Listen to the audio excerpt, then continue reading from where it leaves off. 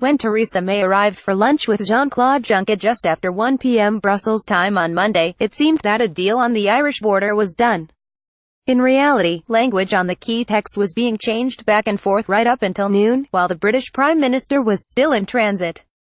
Despite weeks of effort, however, the lunch that was to deliver the deal was blown up by a fateful phone call. It was to be the most bizarre day yet in the Brexit process.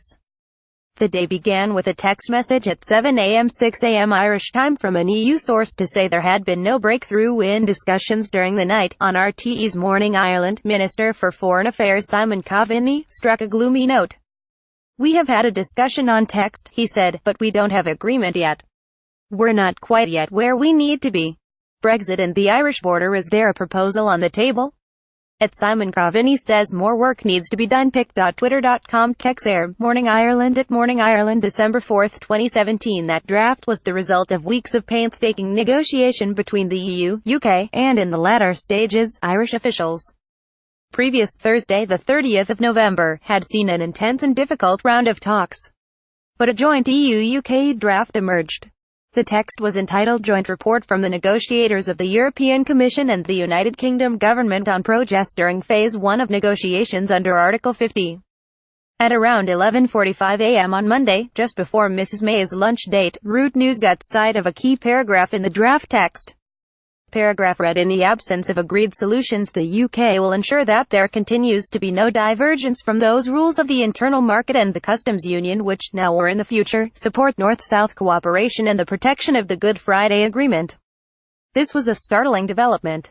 There had been no indication at all that Britain was prepared to concede any notion of no regulatory divergence, a concept interpreted by many as akin to Northern Ireland staying inside the EU's single market and customs union while the rest of the UK left.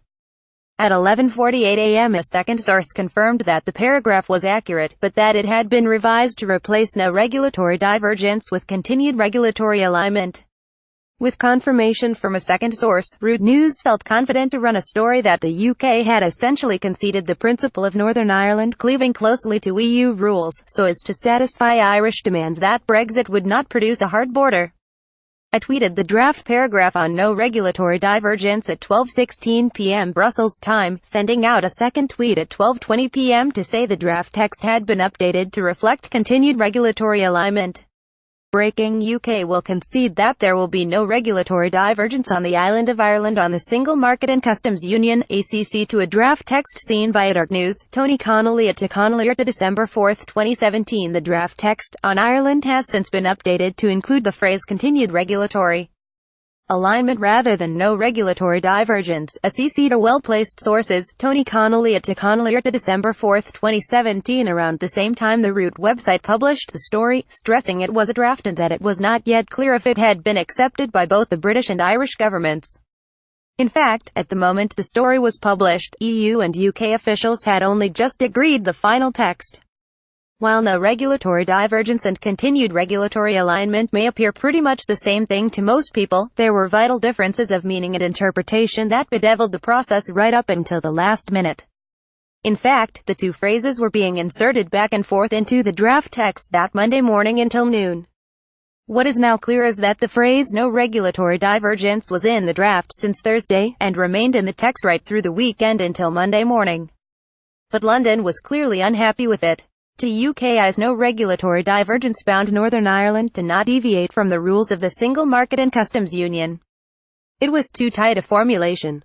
Continued regulatory alignment had more flexibility and more ownership. The UK would voluntarily opt back up close. On Friday night, the 1st of December, the Irish government provisionally scheduled a special cabinet meeting at 9 a.m. on Monday morning. Despite the misgivings of Irish officials in Brussels that things were still in flux, it was expected that all sides would be in a position to agree the text, with some tweaking here and there over the weekend. But the weekend dragged on. On Sunday evening a phone call was lined up between Theresa May and Leo Varadkar, but it did not materialize. That meant that when the cabinet met at 9 a.m. on Monday morning, there was still no agreed text. The cabinet meeting was a tense affair. Ministers were asked to leave their phones and iPads outside to avoid any leaks. There was a conscious acknowledgement that this was a historic moment, and concern that nothing should be done to scupper it. The meeting lasted around 2 hours. Leo Varadkar was essentially asking the cabinet to give their approval in advance for a text that had still to be finally nailed down. He made a long and detailed presentation on the talk so far, how the parameters of how to avoid a hard border had to be agreed before Ireland would accept the green light for Phase 1 of the negotiations to move into Phase 2. He also spelled out the progress which had been achieved on protecting the Common Travel Area CTA, an issue which had obvious repercussions for a number of ministers and departments. Mr. Coveney also made a presentation on where things stood. The issue went around the table. Minister for Transport Shane Ross said that Taoiseach was effectively asking the cabinet to make him plenipotentiary to agree a deal that was not yet secure. Martin Fraser, the Secretary-General, also made a strong intervention, his experience and knowledge of Northern Ireland adding a gravitas appreciated by those listening. Just before 11 a.m. Irish time, Mr. Fraser left the cabinet meeting and returned to say that JeanClaude Juncker was on the phone to speak to the Taoiseach. Mr. Varadkar left the room and Mr. Coveney resumed the meeting just before it drew to a close. Mr. Juncker told the Taoiseach that Britain had accepted the joint text. Mr. Fraser then returned to the cabinet room and suggested that Mr. Coveney join the Taoiseach. A call then came from Donald Tusk, the President of the European Council. The deal was on. The Department of the Taoiseach announced that Mr. Varadkar would make a statement in government buildings at 2:30 p.m. Irish time. A short time later, Mr. Tusk fired off a light-hearted tweet: "Tell me why I like Mondays encouraged after my phone call with Taoiseach at campaign folio on progress on Brexit issue of Ireland. Getting closer to sufficient progress at December. Tell me why I like Mondays encouraged after my phone call with Taoiseach at campaign folio on progress on Brexit issue of Ireland. Getting closer to sufficient progress at December EUCO. Donald Tusk at UK President, December 4, 2017. Just before he hosted the British Prime Minister lunch, JeanClaude Juncker met the Brexit steering group in the European Parliament. He told them that the European Commission and British negotiators had agreed the text, they were just waiting for approval from the Irish cabinet. Juncker was very clear there was no problem with the draft on Ireland, says one source who was present. They were waiting on word from Dublin on a text which had been agreed between the British and the Commission. They were confident they would get a positive response. There was no question that there was a problem back in London with the text." Shortly afterwards, committee member Philippe Lamberts, a Belgian Green MEP, briefed journalists outside the European Commission's Berlaymont headquarters. He showed how the text had called for continued regulatory alignment from those rules of the internal market and the customs union which now or in the future support North-South cooperation and protection of the Good Friday Agreement. He was confirming RTE's story. At around 12:30 p.m. Brussels time, Theresa May arrived in a fleet of limousines, sweeping past reporters and into the Berlaymont building for her working lunch. By that stage the draft text was closed, meaning officials had signed off on it. It just needed Mrs. May's and Mr. Juncker's political imprimatur. The mood in Dublin was warming. In the markets, sterling was on the rise.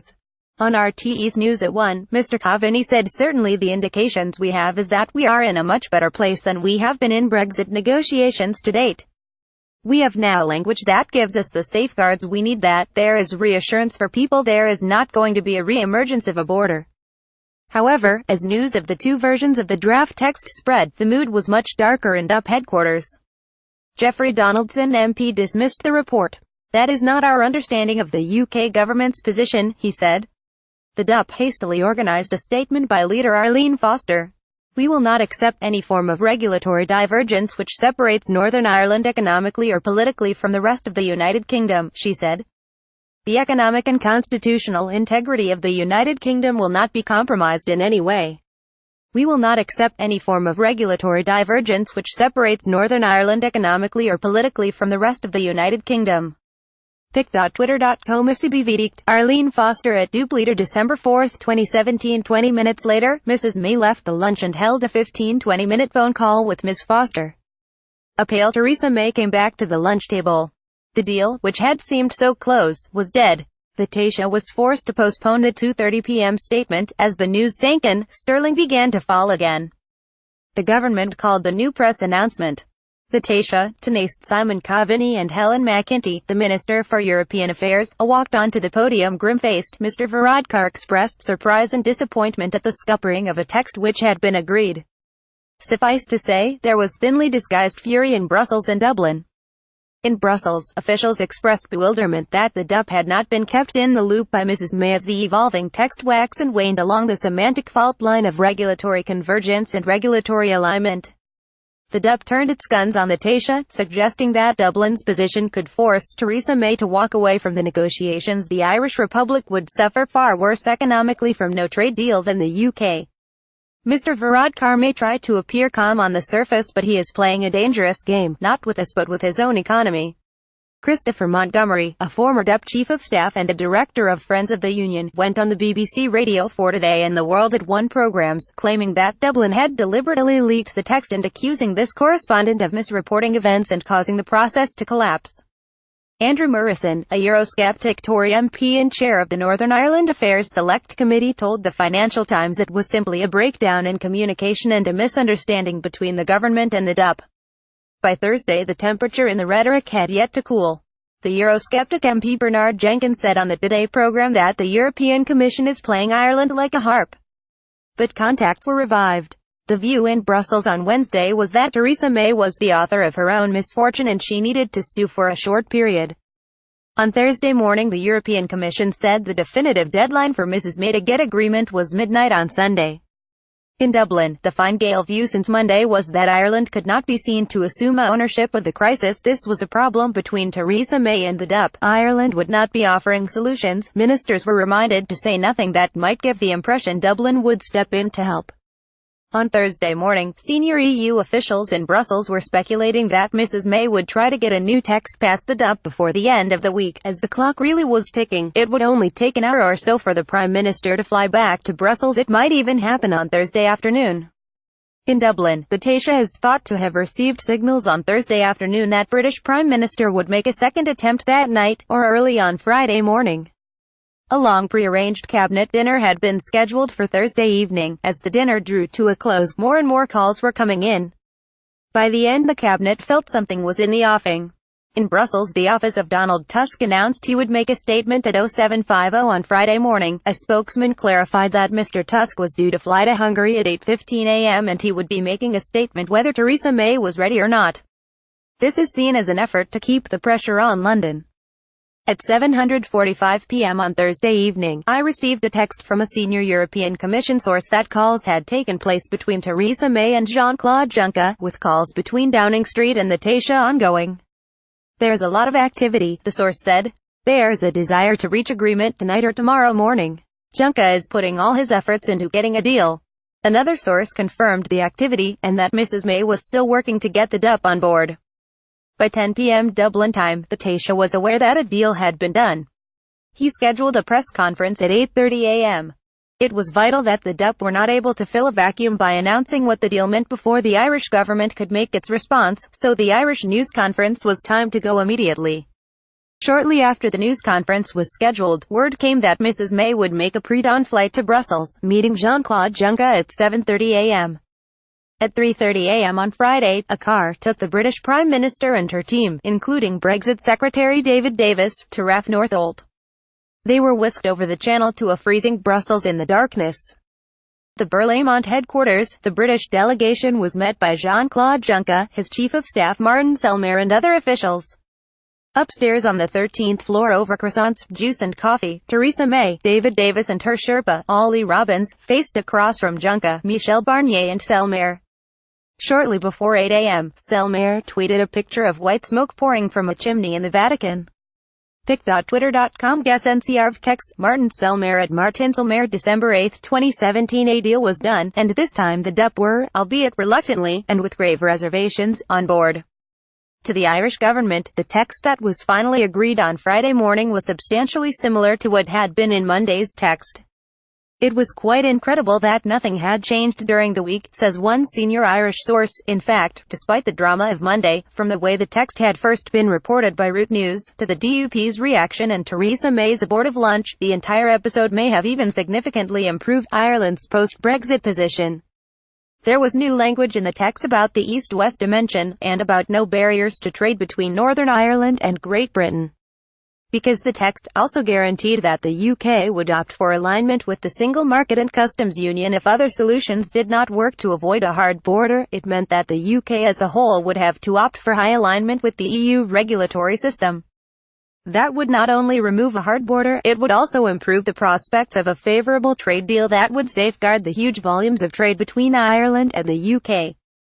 If anything, that additional text was helpful from a Republic of Ireland point of view, says the source. While it might park the issue for the moment, it significantly revives the chance that the single market and customs union is going to come back into play for the Brits, because in relation to the East-West relationship, they're going beyond just regulatory alignment on the island of Ireland. It's going to be East-West as well. If anything, the DUP have inadvertently made Theresa May's life more difficult down the road, but Ireland's chance of getting a more favourable outcome has been positively improved. Part 2 of Tony Connolly's article, Brexit and the Irish Border: How the Deal Was Salvaged, will be available tomorrow morning.